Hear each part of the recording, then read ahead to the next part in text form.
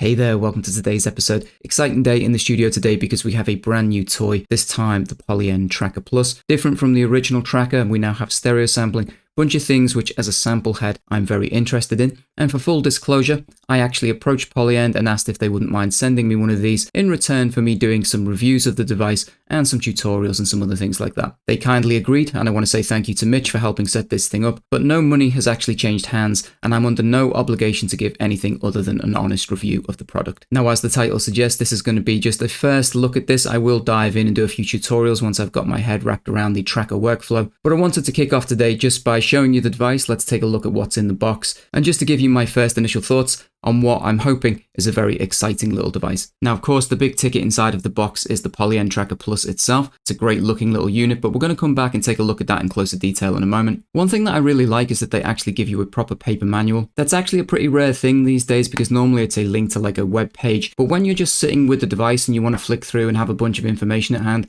I think actually the old school paper manual is pretty cool.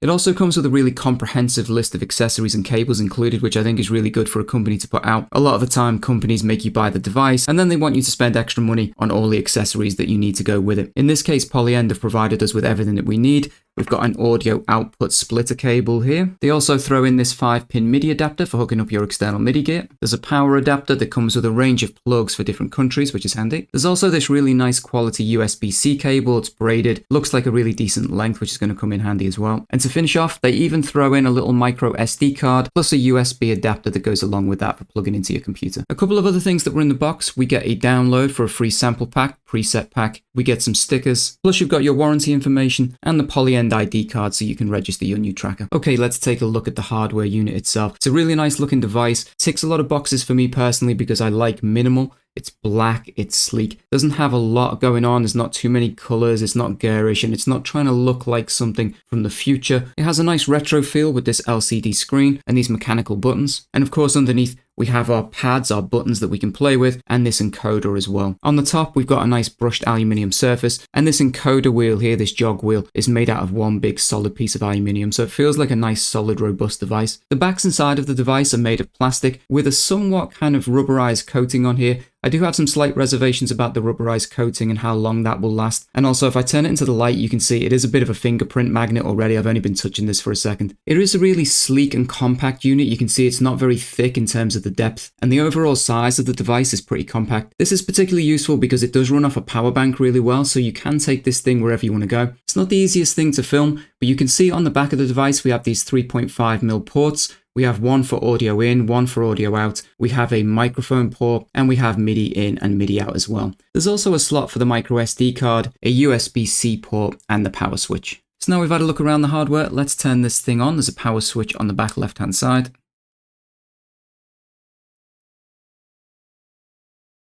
Has a good quick startup time. And currently, I've just got my USB-C here plugged directly into my iMac, so it's being powered from the iMac. Now, if you want to take your Tracker Plus out and about with you, it runs very well off a power bank like this one.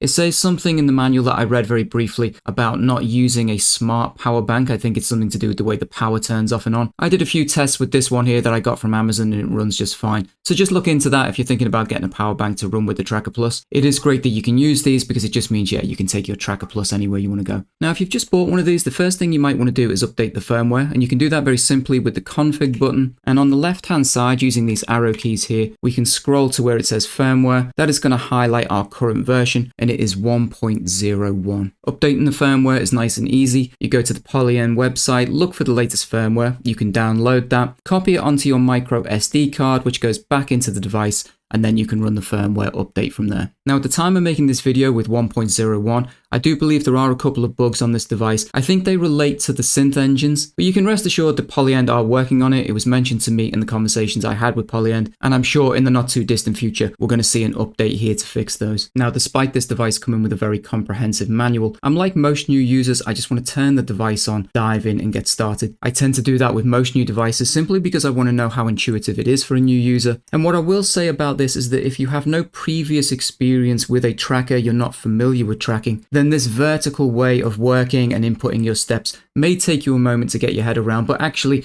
the concept of it is not that difficult to explain. It's just that upon first glance, it can seem a little confusing. Now, one other thing to mention, that inside of the config, if you actually want to work in a sort of horizontal view from left to right, you can actually switch this, but because this is a tracker and it's kind of how it's designed to work like this in a vertical format, that's what I'm personally going to be sticking with because I want to get familiar with it working as it was intended. Now, in terms of navigating the rest of the device, that is actually really simple. Big reason for that is because we have all of these buttons here and they all relate to different menus, but there isn't too much menu diving involved on this. Now, we have these 4 colored buttons which relate to the colors inside of the tracker, and we'll come back to those a little bit later on. But if you're looking for menus and getting started, actually all of these buttons are labeled very clearly. It's nice and easy to get around the device. If we go to the master, for example, we can click on the master. You'll notice we get some information about our overall kind of master channel. Now, if one of these menus has a numerical value in the top here, 1 of 3, that means every time we press the button,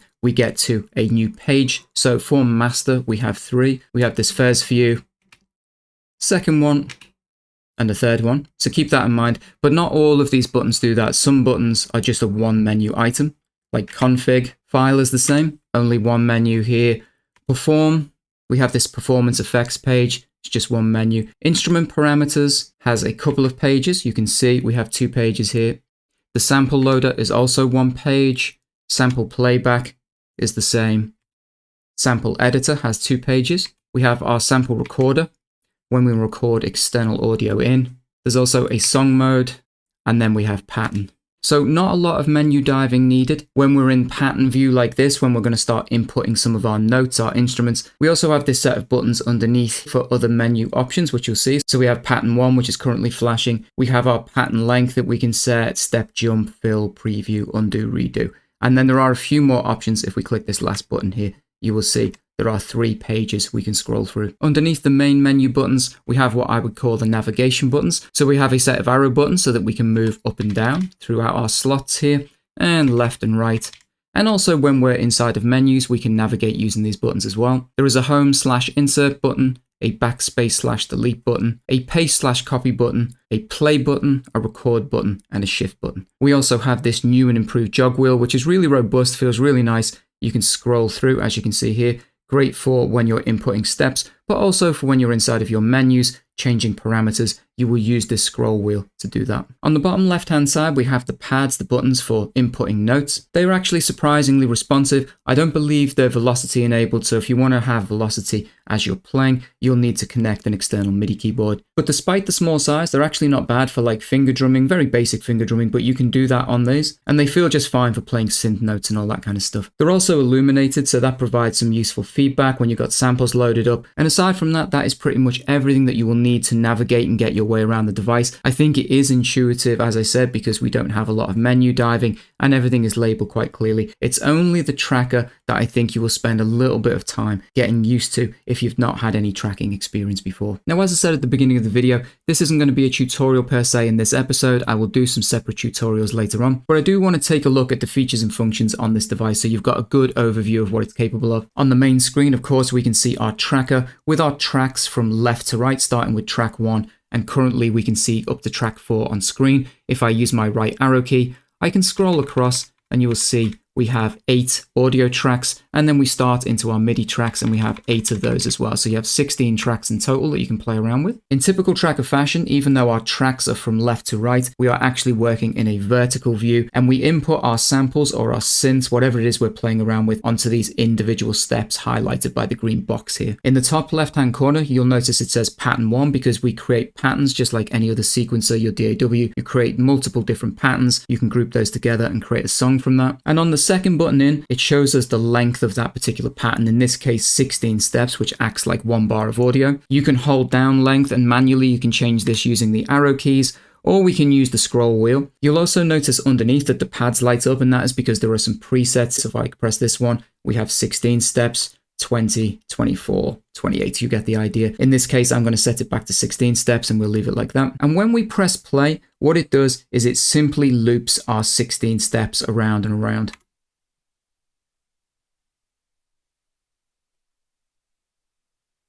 Now, in terms of inputting samples or synths, you can record your information in a couple of different ways. You can press record, which will turn our little step box red, means it's available to start recording into, and we can do that manually on a step-by-step basis. But you can also do record and play. It will give you a count-in and a metronome if you've enabled it inside of the config, so you can record using the pads in a real-time mode if that's what you prefer. In order to record audio into one of your tracks and start building some music, you're going to need some samples or a synth engine in order to do that. Now, if we start with one of the synths, what we can do is we can press record here to enable step recording. And if I press instrument, the yellow button, hold it down, I can then choose one of the synths. So let's choose a synth slot 3. And you will notice it says S3, letting us know that we've put the synth 3 slot onto our track 1. Once we've enabled one of the synth slots, we need to choose the synth engine we want to use. And we can do that with instrument parameters. And on the left-hand side, you will see the 5 synth engines available. You can select one of those again with the jog wheel or the arrow keys, depending on what you prefer. It will initialize the patch. And if you wish to use a built-in preset, you can do load patch. And there are a bunch of really nice built-in presets, which you can scroll through. If you want to preview those, you can press the preview button. And it's nice because it gives you a low value and a high value.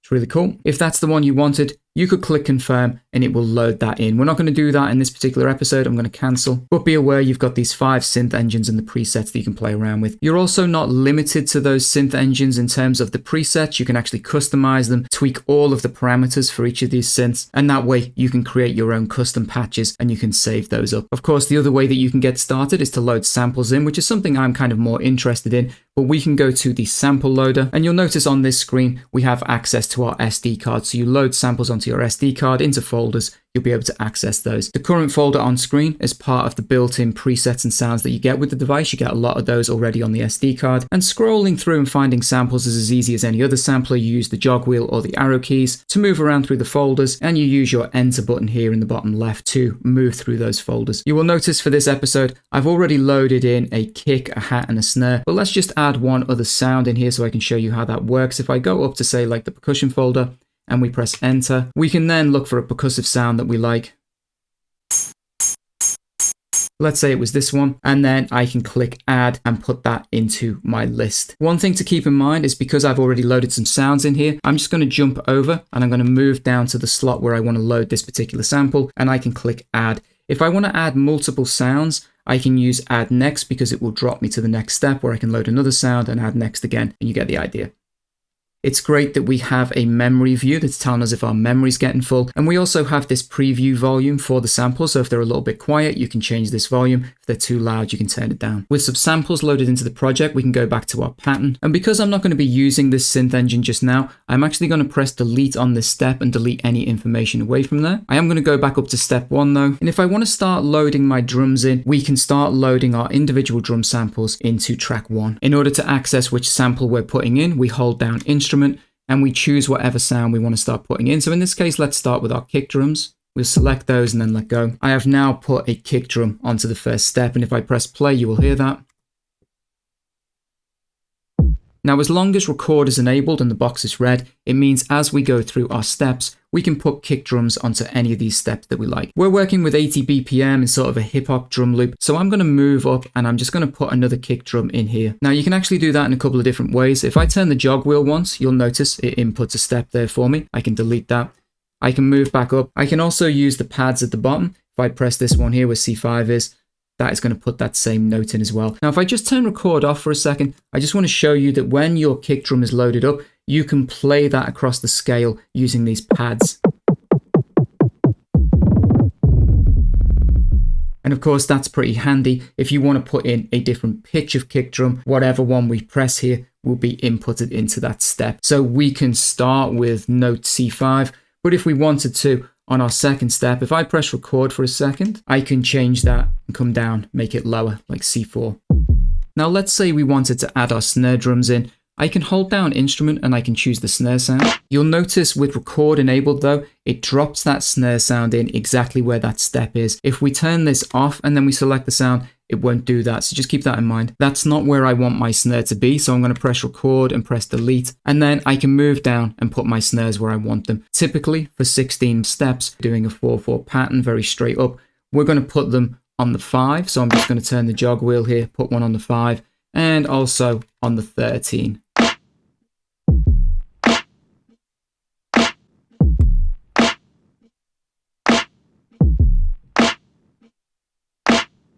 You'll also notice when record is enabled, it doesn't scroll through the steps anymore, which is of course very handy when you're trying to put your notes in. And now let's say I want to go back and add some more kick drums. I hold down instrument, go to my kick. You'll notice it hasn't inputted it onto the step because we don't have record enabled. So I can just scroll through and put these kick drums in where I think they should be. Doesn't really matter too much for now, but we're going to press record. And let's just say we put one here and I don't know, say another one here and here. And one more there just for good measure. And we can play that and see what it sounds like.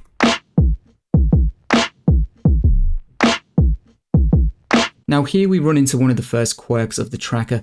You cannot input two samples at the same time on one step. So let's say I wanted to add some hi-hats in here. I would hold down instrument, find my hi-hat sound, and I want to put some hi-hats into this drum loop. Now if I want to keep that in one track, I would have to move down and use whatever free slots were available on track 1 in order to put those hi-hat sounds in. Now, in some instances, that might work and that might be okay for what you want, but let's say I want my hi-hats triggered on every 16th step, playing along with my other drum sounds. In order to do that, I'm going to have to move over to track 2 and we're going to start using another track. Now that may sound like a limitation at first, but keep in mind that you can resample on this device, so that's going to make it very easy to create drum patterns with all your hi-hats, resample down and take that back to one track. Now with track 2 selected, I can hit record and we can begin to put some hi-hat sounds in here. One thing I want you to notice underneath is step jump. There is also filling, which I'll do in a separate episode when we deep dive a little bit further into this thing. You can actually auto-fill all of the steps and do some really cool stuff there. But for now, I want to take a quick look at step jump. You'll notice it's now set to 2 steps.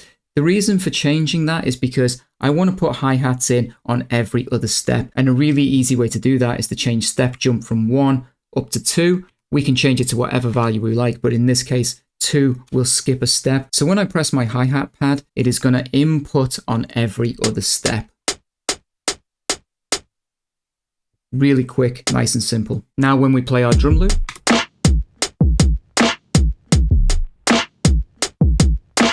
so you can see how easy it is to get started and input some notes in here and start making some music. What may appear quite complex at first is actually quite simple. You just need to understand some of the basics. Now we added our kicks and our snares to track 1 and we added some hi-hats to track 2. But where the tracker gets really interesting is its ability to add effects per step. Now without diving too deep in this particular episode, these colored buttons here relate to the color buttons for each individual step. When record is enabled, we can use the note button and hold that down to change the note of a step. I'm going to leave this at C5 because it's just a hi-hat sound. But if you had something melodic, you could change the note there. With the yellow button, we can of course change our instrument, put something else in there or our sample. And with this purpley pink button here, we can start to add some effects in per step. Now when you press and hold down this button, we get a list of effects that we can add in here. And you'll see there's a lot of effects that you can choose from. Really good stuff. Everything from filters to volume, panning,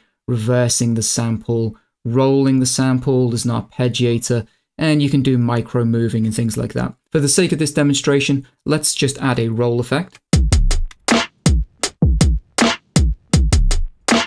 You can hear it adding a little roll there. Now with R1 highlighted, we can use the jog wheel to change the presets for this.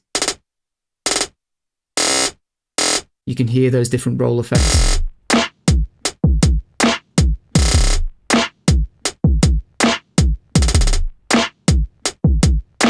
Which just opens up a world of possibilities in terms of what you can start doing with the sound. Now for each individual step, you can apply 2 independent effects. We've already applied FX1, which has given us our roll. But if I hold down the pale blue button here, we access exactly the same menu. And just for the sake of it, let's just use a low pass filter. It's 0. We're not going to hear the hi-hat because we're filtering it all the way. But as it plays, as I increase my jog wheel, you'll be able to hear the low pass filter being applied to our hi-hat.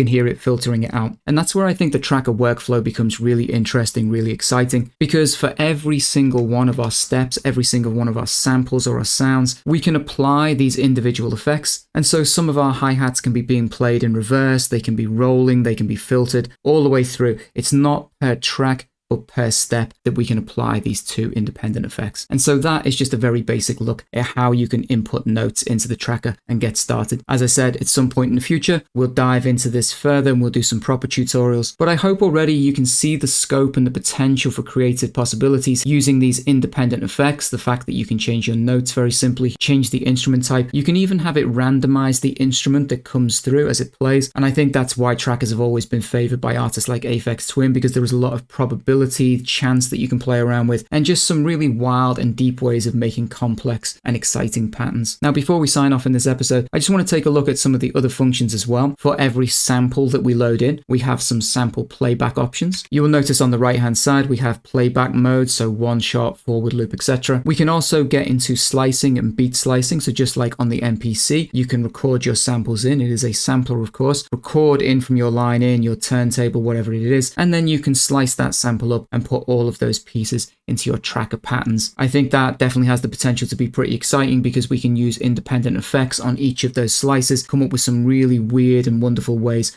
of chopping up our samples. And we also have some wavetable and granular synthesis that you can use here as well. Now, for all of the audio files that you're going to be using inside of your project, you have a sample editor as well. And here you can see a typical list of ways to edit your audio files. You can normalize, crop, reverse, so on and so forth. We have time stretching, we have compressors, limiters, lots of things that you can play around with. And because this is a sampler, we have a sample recorder over here on this button. And on the left hand side, we can choose from our line in, so your external sources, your record players, your external instruments, from your iPhone, anything that you like, you can sample in through the line in. This thing also has a radio built into it, which is pretty crazy. You can actually sample from the radio. We'll talk about that in another episode. And you also have some microphone options when you can plug a microphone in and record from that as well. Now, as you begin to build patterns, you're going to want to be able to play those back as songs, and that's where song mode will come into effect. Again, just like an MPC or an SP404, there are ways to take those patterns, chain those together, and then create full songs out of that, which is really exciting. There is also a performance page for doing effects in real time. You can apply some of these as the song is playing. And although I haven't looked too far into this yet, I do believe there is a lot of automation on this device as well. So you can automate effect parameters, which again, just opens up a world of creative possibilities for this thing. And with that said, I'm going to leave this video here. We will deep dive into some of the other menus, the functions later on. I'll put together a Polyend Tracker playlist of some sort. But I have to say, my initial impressions are very good. I think the form factor's great. It's small, it's thin, it's light, but still feels robust. We don't have any big kind of knob sticking up. If you wanted to gig this thing, take it about with you with a power bank, I'm not going to be overly concerned about things getting snapped or broken. My only initial reservation is maybe the soft coating on the plastic parts, because if you've owned an Ableton Push, particularly the Push 2, over time, this can break down a little bit and go gooey. I am going to ask Polyend about that. And to be honest, if they sell replacement buttons for these ones here on the top, let's say you have this for a few years and the buttons start to wear, if there were replacement buttons available, it wouldn't be a big concern for me. And obviously, there's nothing to say this is the same style of rubber coating that's on the Ableton Push. It may well be very tough. The longevity might be really good. The only other concern as well, of course, are the bug fixes, but I know they are working on those, and I'm hoping we see an update soon, which is going to fix that for everyone. But really, I think this is a fantastic little device. It has a lot of creative potential, and over the last few months, that's what I've been searching for more and more. I love making hip hop, I love doing drum beats and all that kind of stuff, but I am looking for more creative ways to make that a more interesting process. And I think the tracker workflow with the individual effects per step could be something that just opens up a world of possibilities for me. And so I'm genuinely very excited to be using this thing, and I look forward to bringing you some more videos on it soon. Hope you've enjoyed this episode. Take care, and I'll see you guys in the next one.